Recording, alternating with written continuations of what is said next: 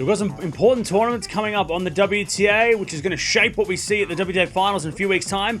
We're going to Ningbo. There's a big tournament going on, and a lot of players trying to qualify for the WTA Finals. Let's go have a look, though, who's not playing, because some big names have also pulled out. All right, so some big names pulling out of this one. Anisimova, she's pulled out. Badosa and Kazatkina have also pulled out. Navarro, Pegula, Svitolina, and Zhang have all pulled out of this tournament now. Anisimova and Pegula have already qualified for the WTA Finals, so that's why they're not going to be playing. And also, Anisimova had a little bit of an injury. The rest of the players there, some of them are pulled out for the rest of the season, so we won't be seeing them this week, we won't be seeing them next week, and their seasons are done. So let's go see who is playing, though, because some big names are still playing. Okay, top of the draw, we've got 8 seeds in this one, and the top 4 seeds get a bye in the first round.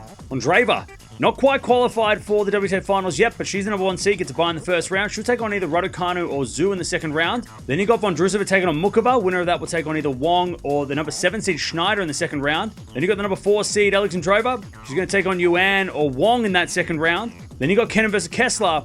Winner of that will take on either a qualifier or the number 8 seed Samsonova. So, Andreeva looking to try and qualify. She's in a very good position, but she does need to be careful because there are players just behind her that can kick her out, including Alexandrova, who's going to have to win a couple of these tournaments in a row if she's going to qualify. But it can be done. We've seen it before. But you obviously got to watch out for Andreeva, see how she does, because it hasn't been great over the last couple of weeks. And with the added pressure of trying to qualify for the WTA Finals, we'll see how she can do.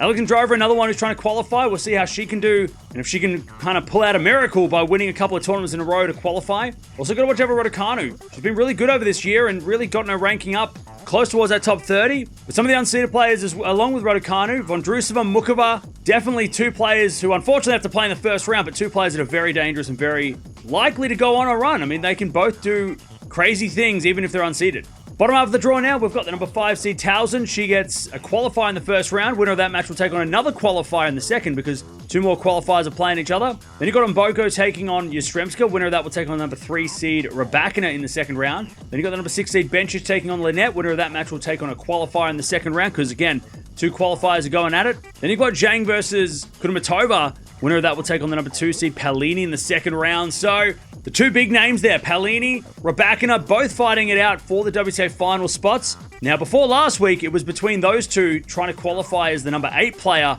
But because Andreeva didn't do great last week, it's kind of thrown all of these players in the mix. And there is a possibility that Rybakina and Paolini both qualify at the expense of Andreeva. So it's going to be really interesting to see how they deal with that pressure. Of course, you've got to watch out for both of those players. It'll be really fun to see them playing in the semi-final with that WTA final spot up for grabs. Also got to watch out for Towson. Was injured last week, but we know how good she's been this season. And unfortunately, because of the injury last week, she's kind of knocked herself out of the WTA finals race. But still a chance there she could be a second alternate at the tournament. And you got to watch out for Mboko as well. Hasn't been great since winning that tournament in Canada, but with injuries along the way, unfortunately hasn't been able to get many matches together, but would be great to see her play Rybakina in that second round as a rematch to what we saw in Canada a couple of months ago.